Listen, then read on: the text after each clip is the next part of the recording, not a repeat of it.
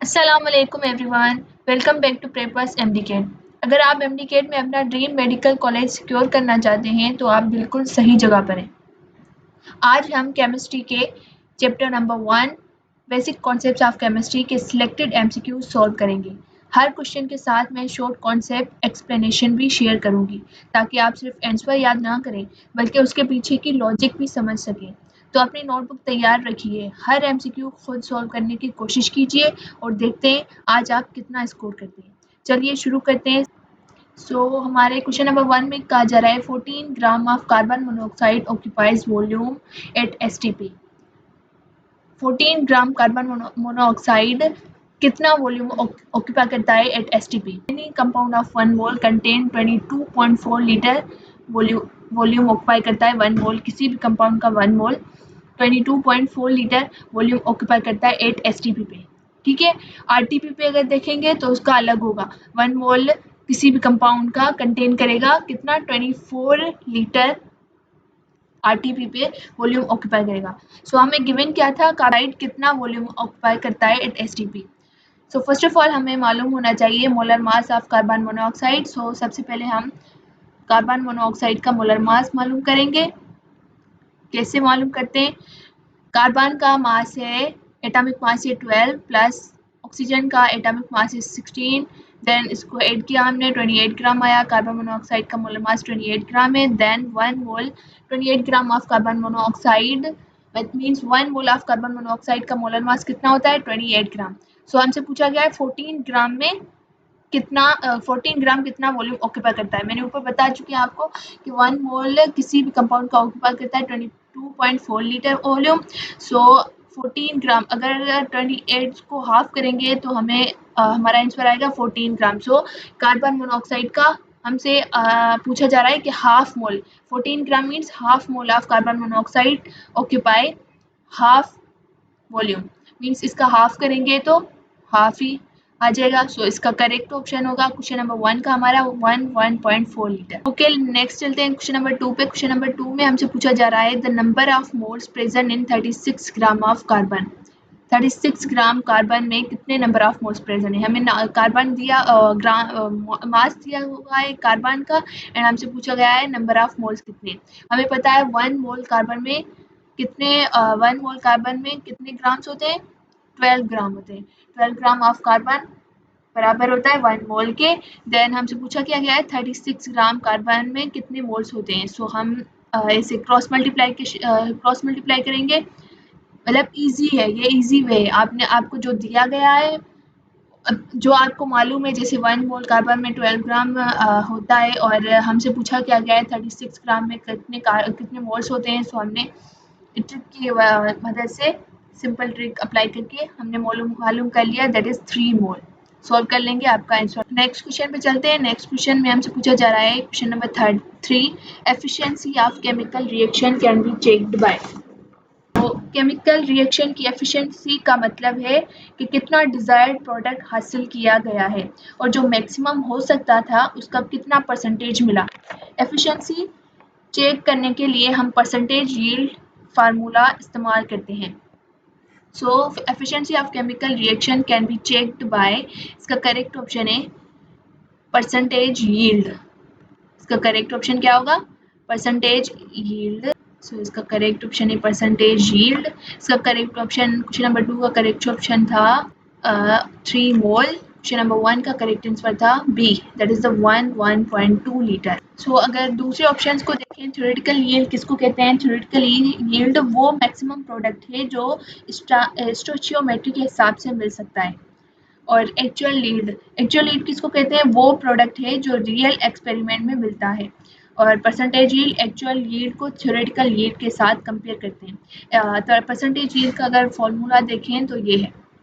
ठीक है, percentage yield हम कैसे मालूम करते हैं, एक्चुअल यील्ड को डिवाइड करते हैं थ्योरेटिकल यील्ड से और मल्टीप्लाई करते हैं 100 से, देन हमारा आंसर आ जाता है। देन थर्ड ऑप्शन डी में हमसे लिमिटिंग रिएक्टेंट। लिमिटिंग रिएक्टेंट क्या है, वो रिएक्टेंट है जो पूरी तरह से कंज्यूम हो जाता है और प्रोडक्ट का मैक्सिमम अमाउंट तय करता है। नेक्स्ट क्वेश्चन पे चलते हैं। क्वेश्चन नंबर 4 में हमसे पूछा जा रहा है a chemical compound having molar mass 114 gram means 114 ग्राम पर मोल। मीन्स वो कौन नीचे दिए गए हैं हमें कंपाउंड, इनमें से किसका मोलर मास है 114। एक मोल इज इक्वल्स टू 114 ग्राम। तो हम इनके फॉर्मूला, अगर आपको इनके केमिकल फार्मूलाज आते हैं जैसे बेंजीन का C6H6, प्रोपेन का C3H8, ओक्टेन का 13। ये सॉल्यूशन रहा बेंजीन का, ये उसका मोलर मास आपने मालूम करना है। देन मतलब बेंजीन का 78 ग्राम है, सो ये भी ऑप्शन नहीं हो सकता। प्रोपेन का 44 ग्राम है, ये भी करेक्ट आंसर नहीं है। ओक्टेन का मोलर मास है 114 gram, this is the correct answer octane. So see इसका करेक्ट आंसर है। क्वेश्चन नंबर 4 का करेक्ट आंसर है। और डीकेन, ये होमवर्क है, आपने कमेंट सेक्शन में मुझे ज़रूर बताना है इसका मोलर मास मालूम करके एंड इसका मोलर मास मालूम करके मुझे बताना है 1 मोल डीकेन में कितना मोलर, 1 मोल डीकेन का कितना मोलर मास होता है। अगर आपको जनरल फॉर्मूला अगर आपको याद नहीं है तो आप इससे भी मालूम कर सकते हैं। डीकेन में 10 कार्बन होते हैं, इस फॉर्मूला से आप इसका केमिकल फार्मूला बना सकते हैं। जैसे अल्केन का जनरल फार्मूला क्या होता है CnH2n+2, अल्कीन का CnH2n, अल्काइन का CnH। नेक्स्ट क्वेश्चन पे चलते हैं। क्वेश्चन नंबर 5 में हमसे पूछा जा रहा है the atoms of same element having same atomic number but different atomic masses are termed as. ये किसकी डेफिनेशन है? Option A atoms, option B isotopes, option C allotropes, option D isomers. Atoms of same element having same atomic number but different atomic masses. Same atomic number means isotopes. इसका correct answer है isotopes. Atoms वो basic units हैं जो matter के होते हैं, लेकिन ये टर्म एटॉमिक मास की वेरिएशंस को डिस्क्राइब नहीं करती। आइसोटोप्स की ये डेफिनेशन लिखी हुई है। एलोट्रोप्स किसको कहते हैं? ये वो डिफरेंट फॉर्म्स हैं जो एक ही एलिमेंट के होते हैं और उनका स्ट्रक्चर डिफरेंट होता है, जैसे डायमंड और ग्रेफाइट जो कार्बन के एलोट्रोप्स हैं। आइसोमर्स किसको कहते हैं? ये वो कंपाउंड्स हैं जो सेम मॉलिक्यूलर फॉर्मूला रखते हैं लेकिन उनका स्ट्रक्चर डिफरेंट। तो करेक्ट आंसर है आइसोटोप। क्वेश्चन नंबर 6 में हमसे कहा जा रहा है which of the following vitamin is known as ascorbic acid. इनमें से कौन से विटामिन को हम कहते हैं एस्कॉर्बिक एसिड? तो करेक्ट आंसर है विटामिन सी। ऑप्शन सी इसका करेक्ट है, that is the vitamin C also known as ascorbic acid. Vitamin A, vitamin A जो विजन और इम्यून फंक्शन के लिए ज़रूरी होता है, और विटामिन बी एक ग्रुप होता है लेकिन इनमें से कोई भी एस्कॉर्बिक एसिड नहीं होता। और विटामिन डी हड्डी की सेहत के लिए ज़रूरी है vitamin D. So question number 7 पे चलते हैं। क्वेश्चन नंबर 7 में क्वेश्चन में पूछा जा रहा है what is the value of molar volume. Molar volume की वैल्यू बताएं। आपने पढ़ा होगा मोलर वॉल्यूम मोलर वॉल्यूम की वैल्यू कितनी होती है? ये रही molar volume is equals to 22। अगर लीटर में पूछा जा रहा है तो 22.4 लीटर। अगर डेसीमीटर क्यूब में पूछा जा रहा है तो 22.4 डेसीमीटर क्यूब। अगर सेंटीमीटर क्यूब में पूछा गया हो तो 22414 सेंटीमीटर क्यूब। सो इसका करेक्ट ऑप्शन है D, both A and C.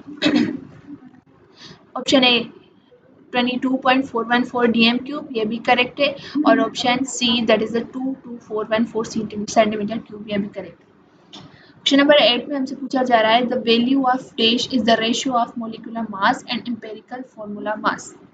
Option A N, option B mole, option C capital M, option D all of these.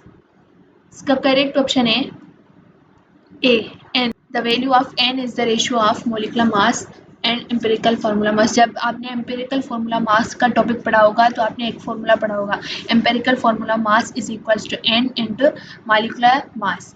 यहाँ पे इंपॉर्टेंट बात लिखी हुई है, if N is equals to 1 then molecular mass and equal to empirical formula mass. ये वो formula. Question number 9, question number 9 में कहा जा रहा है the percentage of dash is obtained by the method of difference in combustion analysis. Option A oxygen, option B carbon, option C hydrogen. इसका correct answer है oxygen. Oxygen की percentage हम मालूम करते हैं method of difference in combustion analysis. Question number 10, question number 10 में हमसे पूछा जा रहा है the amount of product obtained in a chemical reaction is called. इसका करेक्ट आंसर है actual yield. Question number 11, a limiting reactant is the one which. Limiting reactant को क्या कहते हैं, मतलब इसकी डेफिनेशन बतानी है। Option A is taken in lesser quantity in grams as compare to other reactants, Option B gives the minimum amount of products under consideration. Option C gives the maximum amount of product under consideration.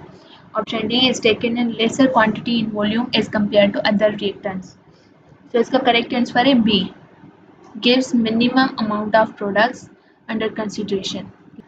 Question number 12 में ये पूछा जा रहा है if the value of simple multiple integer is unity, पहले ये मैं बता चुकी थी आपको.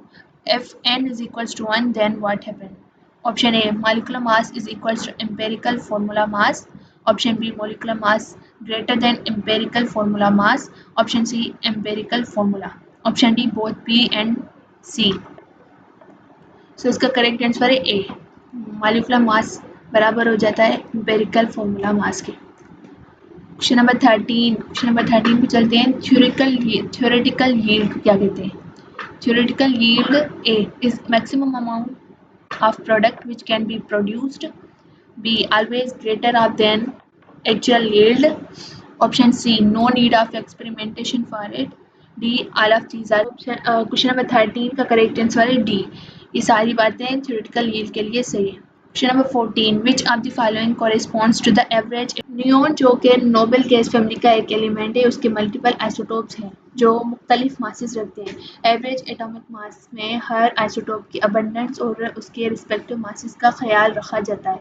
जब हम आइसोटोपिक कंपोजिशन को कंसीडर करते हैं और ज़रूरी कैलकुलेशंस करते हैं तो सही जवाब 20.18 AMU है.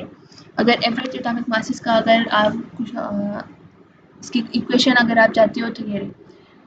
एवरेज एटॉमिक मास की इक्वेशन ये रही, is equals to mass of isotope 1 is equal multiply by relative abundance then mass of isotope 2 रखेंगे एंड मल्टीप्लाई करेंगे उसके रिलेटिव अबंडेंस को, डिवाइड कर देंगे 100 से तो हमारा आंसर आ जाएगा.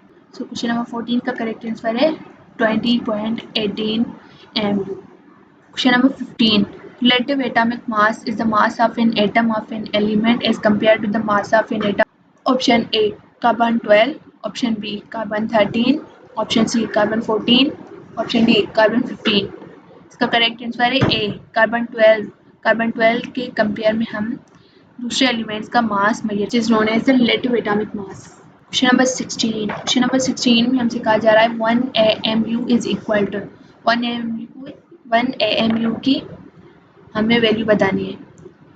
1 AMU इज इक्वल्स टू 1.6. अगर kg में पूछा जा रहा है तो 1.661 इंटू 10⁻⁻27 kg. अगर मिलीग्राम में पूछा जाए तो 1.661 इंटू 10⁻⁻24. अगर ग्राम में पूछा जाए तो 1.661 इंटू 10⁻⁻21 ग्राम. सो इसका करेक्ट ऑप्शन है D, that is the both A and C. Kilogram kg में भी सही वैल्यू दी हुई है एंड ग्राम में भी. यहाँ पे 10⁻⁻24 तो है बट kg, अगर यहाँ मिलीग्राम होता तो आर चीज करेक्ट ऑप्शन होता. क्वेश्चन नंबर 17 में पूछा जाए which of the following term is not true regarding mass number. Mass number के हवाले से कौन सी नीचे दी गई स्टेटमेंट रॉन्ग है. Option A, mass number is represented by A. Option B, mass number of hydrogen molecule is greater than mass number of atomic hydrogen. Mass number is also known as nucleon number. Option D, all of these are correct statements. So इसका correct answer है B. Mass number of hydrogen molecule is greater than mass number of atomic hydrogen. Why this is wrong? Because atomic hydrogen का mass number नहीं होता. Atomic mass होता है, mass number नहीं होता. So इसका correct answer. और क्वेश्चन नंबर 18 में पूछा जा रहा है mass of an element is determined by comparing it with the mass of carbon 12 because why. हम कार्बन 12 को स्टैंडर्ड क्यों मानते हैं, क्यों लिया हमने कार्बन 12 को standard? Because it is, option A, it is comparatively more stable. Option B, exact mass number. Option C, 12 is also use for dozen. And D, both A and B. इसका correct answer है D, both A and B. ये stable more stable isotope है carbon का and exact mass number है इसका 12, fraction में नहीं है. उसके बाद क्वेश्चन नंबर 19 में चलते हैं. क्वेश्चन नंबर 19 में हमसे पूछा जा रहा है average atomic mass of an element can be determined by knowing the. Option A, combustion analysis. Option B, lens method. Option C, manometric method. Option D, mass spectrometry. So average atomic mass हम किसकी मदद से मालूम करते हैं? Option D इसका correct answer है। Option D mass spectrometry से। Question number 22। Question number 20, which of the following is not the correct relation to calculate the moles? Option A, volume of gas in dm cube per divided by molar volume. Option B, mass in gram divided by molar mass. Option C, given number of particles divided by Avogadro's number. Option D, all of these are correct. So इसका correct answer है D. ये सारी सही relation है calculate मोल को calculate करने के लिए। Question number 21, for which compound integral multiple to get molecular formula for empirical formula is true? So इसका करेक्ट आंसर है ए, CH3COOH. Question number 22. If we know the mass of one substance, we can calculate the volume of other substance and vice versa with the help of a balanced chemical equation, which is called, इसको क्या कहते हैं? Option A mass mass relationship कहेंगे, option B mass volume relationship, option C mole volume relationship, option D mass mole relationship. किसी substance का हमें मास मिला है एंड हमें क्या मालूम करने के लिए कहा गया है? वॉल्यूम। सो हम उसे कहेंगे मास वॉल्यूम रिलेशनशिप। इसका करेक्ट आंसर है B, mass volume relationship. Option